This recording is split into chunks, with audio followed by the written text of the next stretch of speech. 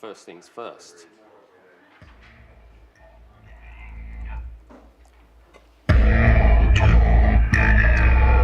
Bit of a June Chew reference there. Like, movie came out a couple of years ago, but the trailer for number 3 is out, so I thought, why not bring it back? My name's Damo. I'm from CompNow in Australia.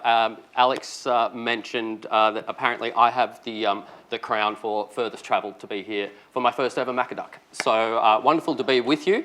I'll quickly follow that though by saying my colleague and good friend Nindy Gill is also here. He's also from Melbourne. So that's furthest travel is a crown I will share. So we are here to talk about admin shortcuts in action. So it's a subject very near and dear to my heart. I've been using shortcuts for a while. I'll get into a little bit more detail about my own experience with shortcuts in a little while, but a little bit about me first. So, look at that picture of youthful exuberance. Not a hint of grey in the beard. It's wonderful to be back here at macOS because I started my Apple journey by opening Apple Stratford City in East London in 2011. So managed to scrape into the Steve era, and it's a topical thing, who's leading Apple nowadays, of course. Steve resigned as CEO, I think, on the 2nd or the 3rd day of my training, and then, sadly passed away a couple of weeks after my store opened. But it was a wonderful time there, but long-time Apple user in media production and all of those sorts of things, but such a fanboy that I do crazy things like visit the places that macOSs have been named after. They're all mine. Even got to Tahoe in 2022. I had that one in the bank. But also, as a Vision Pro user, I've done a semi-tragic thing, like going to the spot where the Joshua Tree environment was recorded. So yeah, very much into the Apple world. Oh, double-sided. But just a quick thing, just like a lot of information here about the various experiences that I've had from 4 years in Apple retail, 4 or 5 years working for an education reseller in Australia, 2 years working as the IT manager at a school in Victoria, actually putting everything into practice, leaving out the theory and the one step removed type thing of working for a partner. But yeah, a Vision Pro user from the Australian launch day, July 12th, 2024, so a similar time, I think, to when the UK got theirs, a bit after the US. That's been a massive focus for me. And I'm now currently the Apple Experience Manager for CompNow, which is a wonderful position, kind of like temporary customer success, where I get to work with customers for things like, say, deploying 3,000 iPads, or a macOS security initiative, those sorts of things as well. And fortunately, it's actually part of my job to be here and do things like this. So separate to that, I am actually one of the organisers, along with Nindy and a few other great guys back in Melbourne, of Melbourne Apple Admins. So here with dual purposes. But we're here to talk about shortcuts. It's something I'm sure everyone in the room is aware of shortcuts. It's been around for a fair while. So as a little bit of a timeline here, it started as Workflow, as a third-party app, which I understand came out of a hackathon in the States. So it was something that enabled automation in a very iOS-friendly way, respecting sandboxes, but still allowing a lot to get done. And it wasn't something that I necessarily was able to see the benefit of and launch straight into. It was one of the wonderful free apps that we got in the Apple Store every month. It was another new thing for us to get. So I downloaded it, loved the concept of it, didn't know what to do with it. But then, the Canvas podcast, sadly no longer with us, but that was Fraser Spears and Federico Vitici, who is Signor Shortcuts. They did a wonderful episode series, I think 6 or 7, which even though, it's 26, it's 10 years old, if you're really interested in shortcuts and you've got a spare 7 or 8 hours, I highly recommend it to you. I've got a QR code for it a little bit later on, but that really helped me see how it could, be something that I could sink my teeth into and use a bit more. So anyway, I won't go through each and every one of these guys, relax. But Apple acquired it, saw the potential, probably heard the podcast series and just like, oh, there's some stuff we can do here. Then it was shortcuts. I did a Melbourne Apple admin session in July 2019. about shortcuts for, work purposes and that sort of thing. Very, very early on in my experience with it. But then 2019 became a default app. During my time at the school, basically realized that, and for the edu admins in the room, I'm sure this is nothing new to you, you don't have the ability or the luxury to sit at your desk behind a Mac to do device management. You need to be Johnny on the spot, going into classrooms, doing this, that, and the other. And I'm like, oh, shortcuts can work with APIs. And we're a Jamf school. And I'm like, oh, Jamf School's got an API. Maybe there's a few things that we can do there. Oh. Apologies there. Not quite sure what's... there we go. There we go. Let's hope that that's the worst thing that goes wrong during the session. So that's when I had my first baby sort of initiatives in using shortcuts for actual admin workflows. That's something that was bolstered by Mac support coming through, meaning that we could use some of those workflows on a Mac instead of just mobile devices.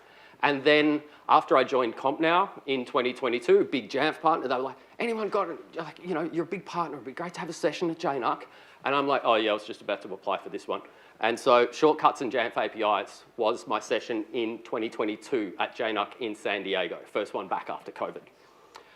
That then prompted me to start releasing my shortcuts on GitHub, and then had a session at XWorld. But then what really opened up shortcuts and put it on a lot more admins' radar was the announcement at WWDC 2023 about Configurator support and the integration with shortcuts there. Having a lot to do with what we now know is like the deprecation of APU and just it's being set up as the replacement for some of those workflows in an advanced sort of way. That really made a big, big difference. After that, I was on the Mac Admins podcast talking about it all. Jamf Actions is an app that Jamf themselves created after WWDC. A connection was kind of drawn between my shortcuts session at JNUC the year before. I kind of assisted with Jamf Actions and have continued to present. All along the top there is really the various presentations that I've done up to and including right now. So there have been further developments, like it was actually a fairly major part, like a good, I think 20, 30% of the Mac-oriented content in the keynote of WWDC last year with the AI and Spotlight. Whew. And we have now had one of the other great developments, PocketMDM, which is an app across platforms which, like Jamf Actions, provides securely authenticated ways to use shortcuts with Jamf APIs.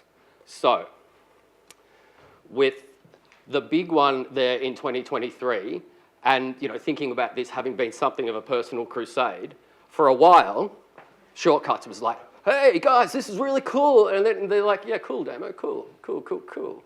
But now, after that one, it's like, hey, who was ahead of the times? One of the really cool things about shortcuts, and I would highly, highly recommend you look into these and then the next two definitely. There is a whole subfamily of apps now in the App Store that provide extra capabilities to shortcuts. Toolbox Pro and Actions are kind of bonuses for the included actions in shortcuts. A lot of them are quite devy or technically oriented actions that kind of extend things that shortcuts itself does in ways that are more useful to people like us. Data jar, not that data jar. That's like just content storage, like for dictionaries, strings, integers, anything like that, but iCloud synced as well. So kind of like global variables that are hosted and persist outside of shortcuts being run themselves. And secure shellfish is actually something I think a lot more people would get a lot out of, and not just from the shortcuts context, because it actually allows you to remote in via SSH to various computers. So I don't have this shortcut featured today, but one of my favorite ones is if I'm trying to look at something on the internet that comes via an avenue that Pi-hole prevents from loading, you know, the ad blocker you can install on your network. I have one where I'm just like, hey, phone lady, pause Pi-hole, and it will remote in to that Raspberry Pi at home, and it will just disable it. And I can say, oh, disable it for 5 seconds or 5 minutes, or you know, if I need it longer, I can do that sort of stuff as well. So I really recommend Secure Shellfish. But Jamf Actions, as I mentioned before, it's Jamf's official shortcuts app. I've got a link. It's on their Jamf Concepts GitHub. And it's secure authentication, which this was a big deal because before that, you basically had to put your API credentials or account credentials in plain text into the shortcut in some way. Even if you use DataJar to have the actual values outside of the app, they were plainly readable to the user, at least on the first run.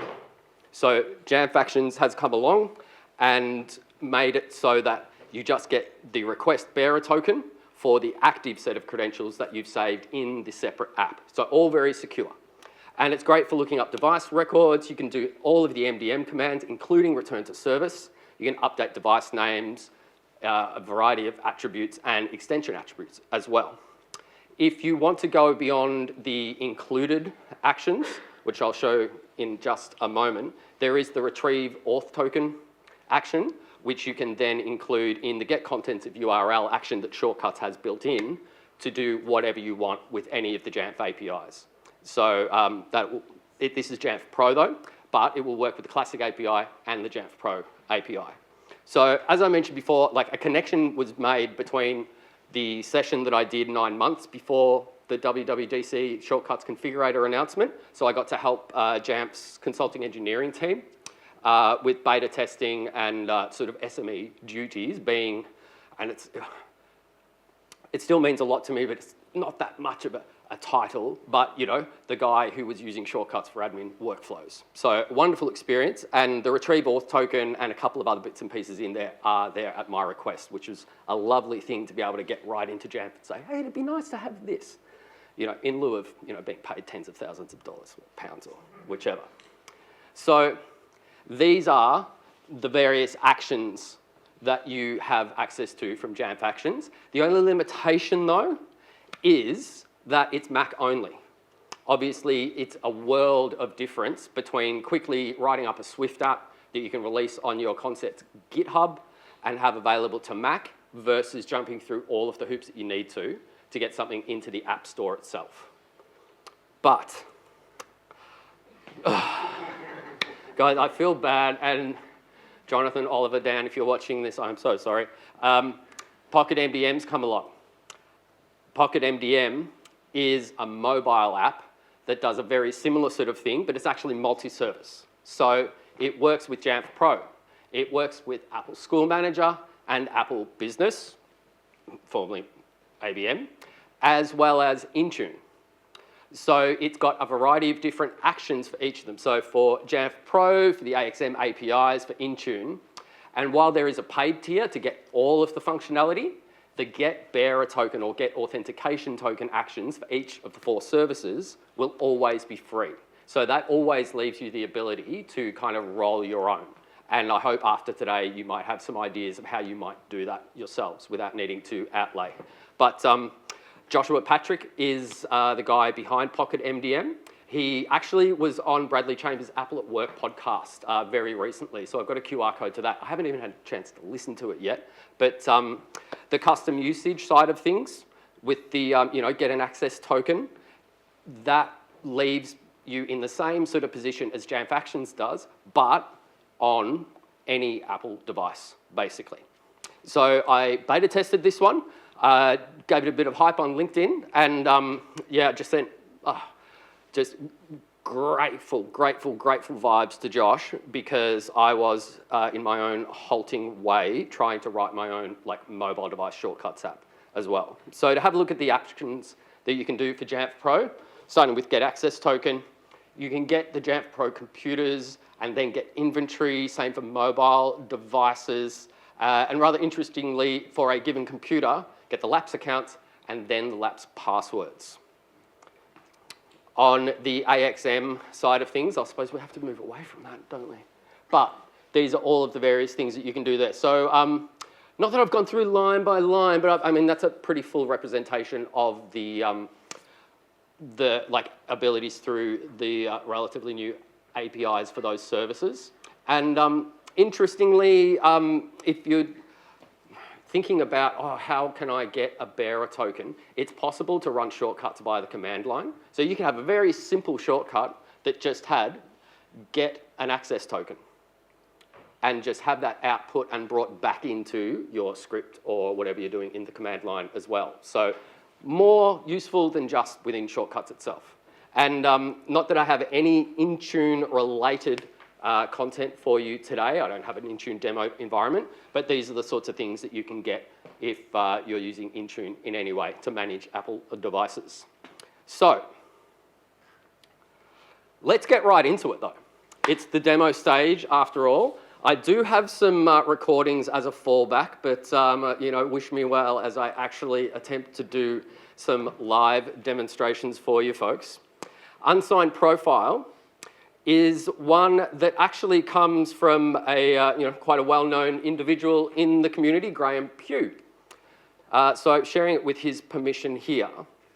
So Graham posted on the Shortcuts channel in the macadmin Slack a little while ago. He's like, hey, I worked out how to do a shortcut version of a Python script to unsigned profiles, but I'm having a little bit of difficulty. What he wanted to do was be able to right-click on a profile that he wanted to unsign and just use the quick actions menu and have the shortcut run. It would run perfectly from the Shortcuts app itself, from the menu bar app that you can list shortcuts in as well, but it just wouldn't work there. And so I have an alert for any mention of shortcuts on the Slack channel. And so please understand, if you've ever posted about keyboard shortcuts, you have wasted my time. But yeah, I probably need to do a little bit more of an intelligent alert type thing. But in any case, that popped up and I'm like, well, it's my chance to give back to someone who's given a lot to the community. So I had a little bit of a look at it. And just as a rather weird incidental sort of thing, it turned out that the issue was, and tell me if this makes sense, Finder needed full disk access. So the app, the service on your Mac where you go to look at all of your files and look at all of your disks needed full disk access permissions. Go figure. But in any case, let me show you how that works. So I have my profile here, just a Wi-Fi profile, and I quite simply right-click, click actions, unsigned profile, and demo codes have not failed me. All right, so very simply, that has renamed the signed one to signed there and created an unsigned version of it and just dropped in a little text. So yeah, you can all read that clearly, I'm sure, yeah. But trust me, it does what it says there. But to give you a look at how that actually works, it's a great example of how your existing bash scripts can be used within shortcuts and just made that little bit more user-friendly. So I've got a link to Graham's blog post where he goes through all of this sort of stuff at the end, but this is a wonderful example of how shortcuts can actually extend stuff that you've probably been doing already in various macadmin workflows. So there's a shell script there. I mean, Graham's original one was Python, so he did have to redo it as a shell script, but very, very simple sort of thing. All of the detail is in the run shell script action here, and then there's a stop and output there. So he's basically wrapped the bash script in a shortcut and made it that, but no more mucking around with putting in the file, dragging things into terminal or whatever it is. So really short, sharp, great example of how what you're already doing could be made easier with shortcuts. So I highly recommend reading the blog post, which we'll get to with a QR code a little bit later on. So Jamf App Sourcer is one that I have done, well, I guess I created it many years ago now, and it's something I've updated here and there. I'm sure those of you who are Jamf partners, MSP providers, often you are presented with a list of apps that a customer needs in their environment, and working out the best place to find, those apps, like out of, services like Installator, Jamf App Installers, the Mac App Store, dare I say. The legwork of looking and seeing, oh, is this available in there? It can take a little while. So this came out of a direct need working with a customer. So let me show you what we have for here.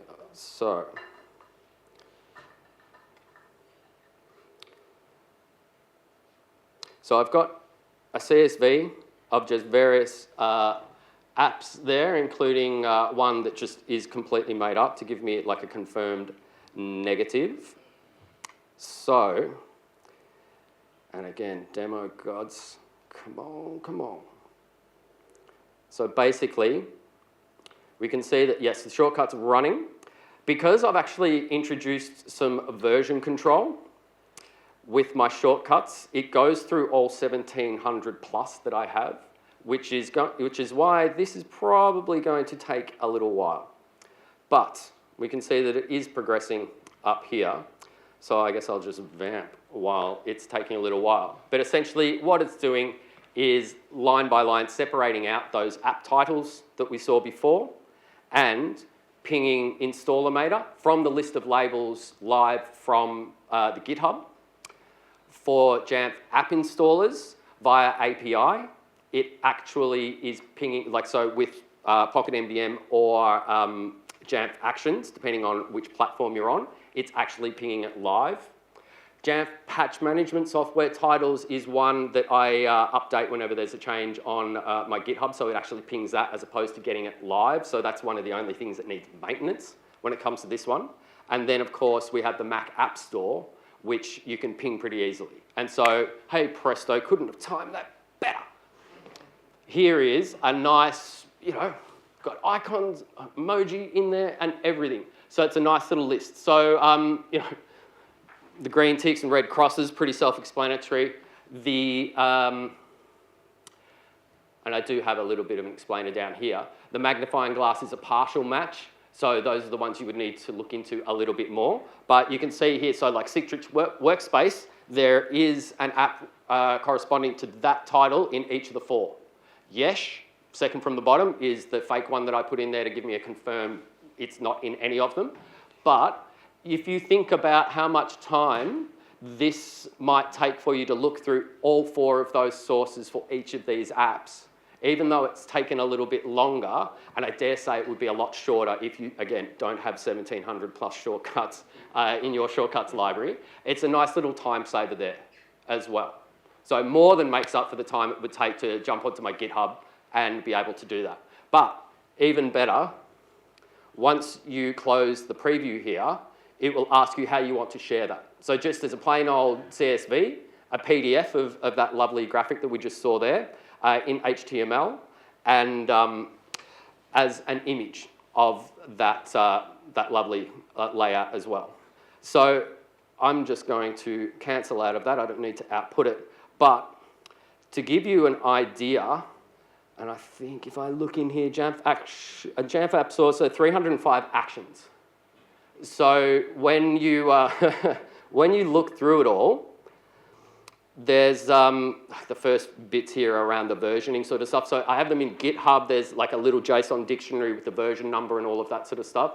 It'll check, and if you aren't running the latest version, you'll just have a little notification pop up and say, hey, and with like some, explanatory text about what the new features are and why you should. You don't have to, but always a good idea. It'll check through for helper shortcuts as well, if you use like other shortcuts in a modular fashion, kind of like functions. But it just goes through everything. So again, here's your, so it'll run on mobile devices or Mac. If it's on Mac, it'll use Jamf App Sourcer, Jamf Actions. Or if you're on a mobile device, it will get the authorization token from PocketMDM. So we have, I'm not going to go through item by item here, folks. That would be a session in and of itself. But shortcuts is capable of a lot more. And I guess while we're going through here and just kind of scanning, don't let its visual similarity to block-based coding, like how we teach primary school kids how to code, like, don't let that misdirect your opinion of shortcuts, because it's actually a very powerful tool when you've spent a lot of time getting to know it like I have. Although I will say, as I was saying to a few people yesterday, if I had invested the amount of time into learning Swift as I have shortcuts, I'd probably be releasing awesome apps like Nindy. But you know, this is my baby now. This is my way to contribute to the community, I guess. So let me move on. I might not even bother launching that one there because I'll just go straight into it. Another one that I have to show you is called Iconic. So this one was born out of wanting to programmatically use the icons that had already been uploaded to Jamf Pro, which you can't really do programmatically. You can do it in the GUI, and I know Dan Snelson's done some interesting stuff around it. But essentially, this is something that I've created to not only upload icons, having used shortcuts actions to mask them and square them around if it's not a perfectly square image, and do the squircle or rounded rectangle sort of masking as well. But once it's in there, actually there is a slide here. I need to remind myself. To keep track of all of that sort of stuff, I realized that a good central place for Jamf admins to record that sort of information, despite it being a JSON dictionary, was the scripts section of Jamf Pro. And I'm not really, and maybe there's someone from Jamf who will be like, that's not how you're not supposed to use it, you shouldn't be talking about it. But I'm not really aware of anyone having gone like, oh, okay, hang on, that can just be data storage of any kind. And I haven't even the language in there is shell bash, but still works as JSON dictionary. So that's where you record not only a few attributes from the upload part of it, but then obviously for the Jamf Pro ID, that comes back in the successful API response after uploading it. So that all gets put into here, and Shortcuts just updates this. So it's a very, very handy way to keep track of all of your icons. So let's see how that looks.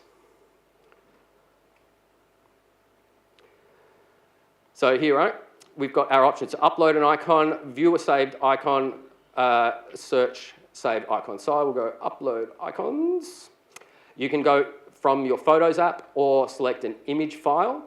I'll go select a file into my downloads and PocketMDM, a PNG. So double click on that, just prompts me to enter a name, PocketMDM, and that's about it. These are newer versions of the shortcuts that I've kind of tidied up a little bit. So that permission, and like you can see it here again, that's a, well, you know how permissions work on Apple devices. You can always allow and all of that sort of stuff. So you won't be asked again here. So, oh, there's quite a few of them. So basically, but being okay, cool, and being able to see that, so that's a successful response there. I could probably put that into an alert. I guess that's one thing that my shortcuts lack is a little bit more of that feedback side of things. But now, if I play the shortcut again, let's view the saved icons. And so what it's doing now is pinging the script section of Jamf via the API and extracting, like one of the attributes was base64 as the thumbnail attribute. So it's just generated these. And that's my, actually, yeah, that's probably a funny one to talk about. That was one of my earlier personas before they got really good with the Gaussian splatting on the Vision Pro. And it just reminds us, like, where's the cheese grommet? Like, sort of thing.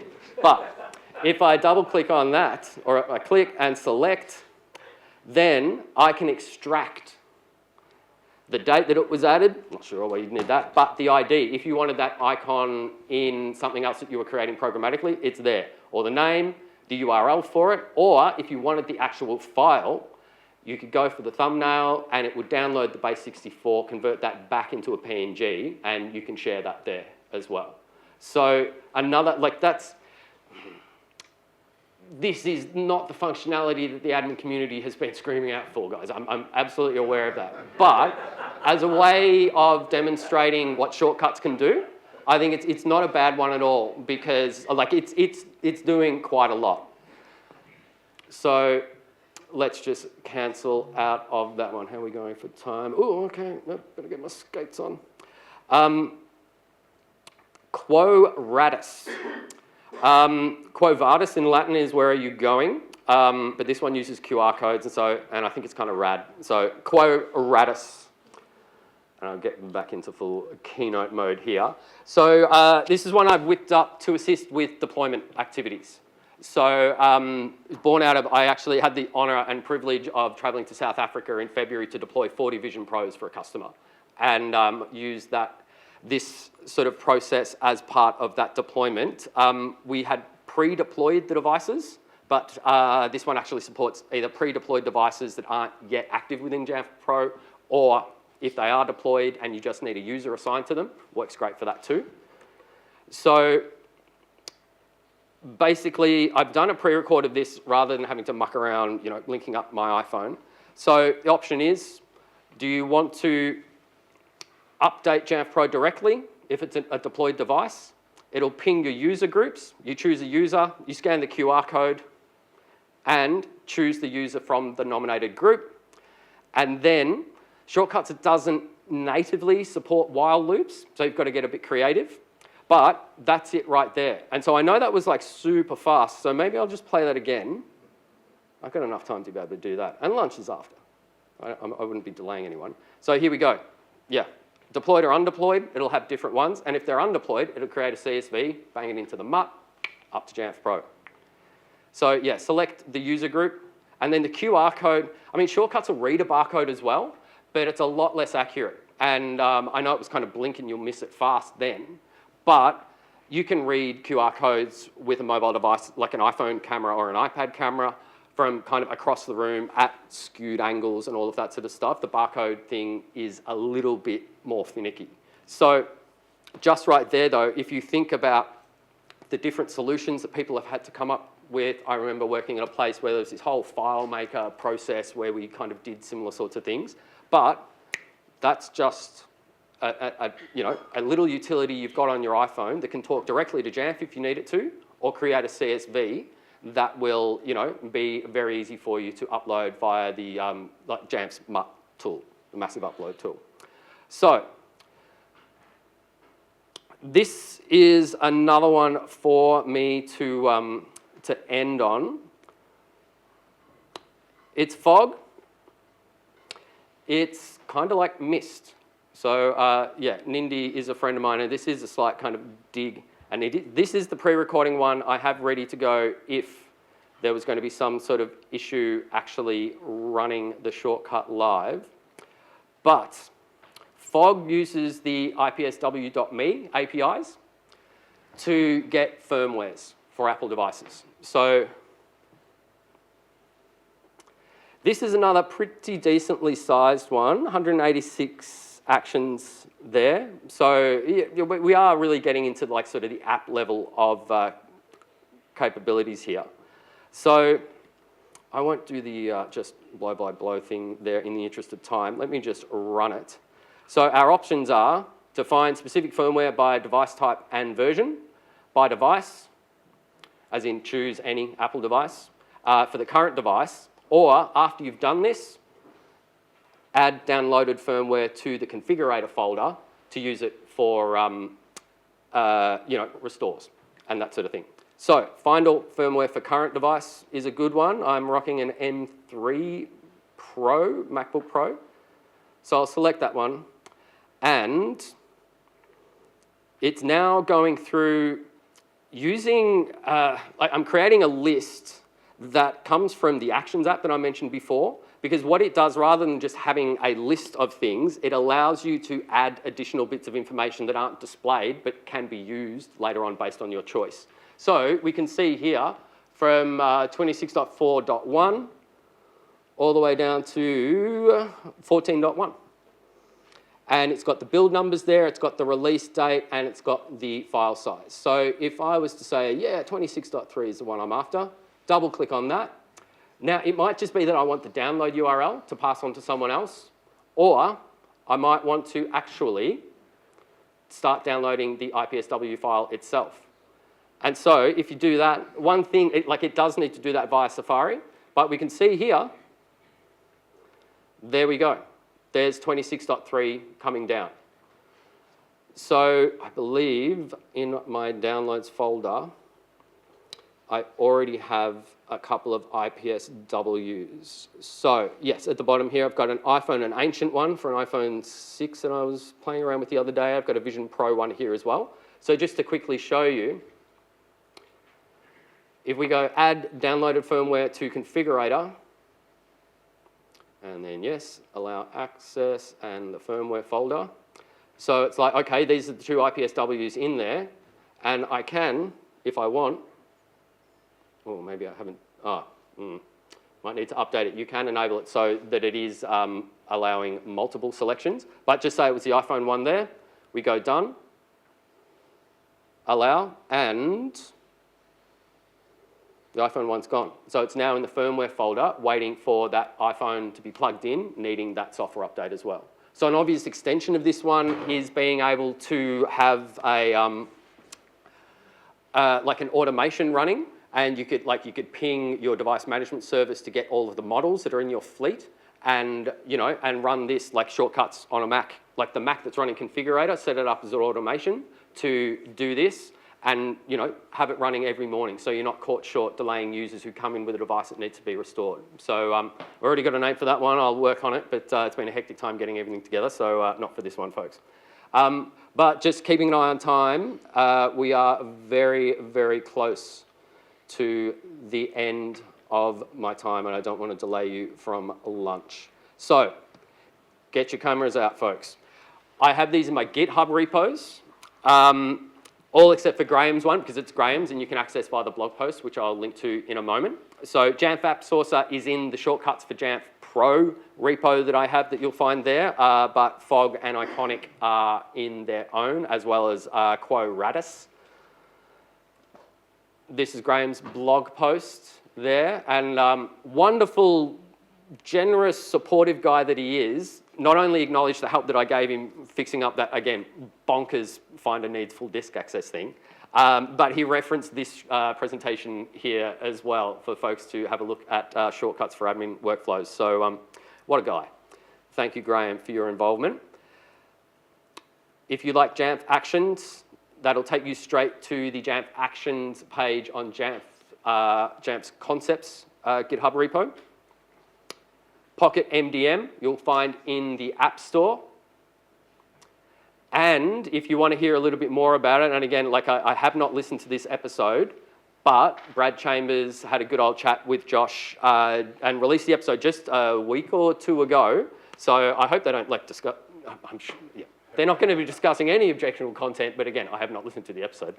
And that's about it, guys. So, only a minute over time. Like, you would need to have seen my other presentations to know that this is not bad demo territory. 1 minute over. I think any time for questions, if anybody's got it. I think there's a mic floating around. Any questions, or can we leave it there? I think, sorry, it is quite bright over here. So yeah, if you've got a question, put your hand up really nice and, there we go.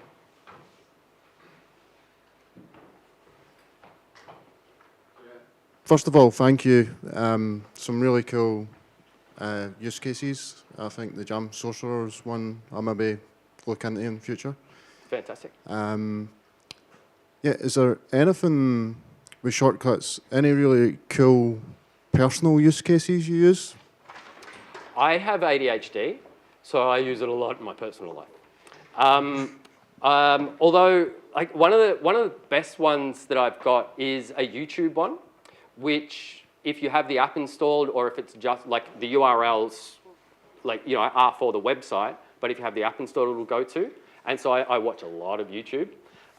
So that makes it really easy to hit one button on the home screen and be like, yeah, the home, to search, to my watch later playlist, my subscriptions, things like that. But Yeah, thanks to shortcuts, like I talk to Siri more than most other people in my life. And I'm waiting very much for the agentic Siri because shortcut titles are the phrase that should launch them when you ask Siri to do it. But over the past couple of years, it seems that that's become a lot less reliable. It used to be like back in the early days where you could specify a phrase that would run the shortcut independent of what you'd named it. But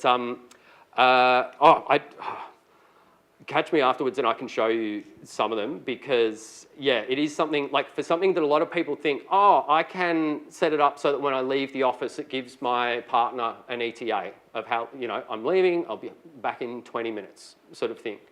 But it's something that the deeper you go with shortcuts, the more uses that you find for it. And even like just from like image manipulation and things like that, and turning a video into GIFs or a series of photos into a GIF and things like that. You can convert media of various types with shortcuts. And when you consider, and I didn't have time to go into it because it's a whole other thing, I think Stuart referred to it in his keynote yesterday, shortcuts is a way for you to intentionally and quite specifically interact with Apple Intelligence on device. And like the use model can be the on-device, it can be private cloud compute, or it can be the third party, currently limited to ChatGPT. But that sort of stuff is increasingly powerful. And I think one of the big renovations that I need to do with a lot of the shortcuts, like aside from these ones, there's probably at least a dozen in the Shortcuts for Jamf Pro repo that I've got on my GitHub. A lot of the things, and I think this might have been something Stuart referred to as well, like, or maybe it was someone else, like working with JSON and things like that, like Shortcuts has the, get dictionary value and things like that. Like it's made to work really, really well with JSON. But you can just be like, what is the value for this? And ask the model to do that for you. And I predict probably Jamf App Sourcer might drop to 150 or, sub 200 actions from 300, just because that sort of stuff gets a lot easier as well. So, there's also, like beyond the helper applications I showed you before, there are more and more AI-oriented apps that are being made for shortcuts. So no matter what the model is, you should be able to find a way to use it with shortcuts. And one of the coolest ones that I've started to use recently is on a Mac, it'll take a screenshot and then use an agent to tell you about what's in the screenshot. And so it's a really, really quickie, like visual AI sort of thing, but for what's on your screen, as opposed to pulling out your iPhone and using the camera that way. So heaps, there's like, yeah. It's 1 o'clock, we're eating into lunch. I'll have to leave that answer there, but yeah, Shortcuts is a pretty amazing tool. So, yeah. Thank you.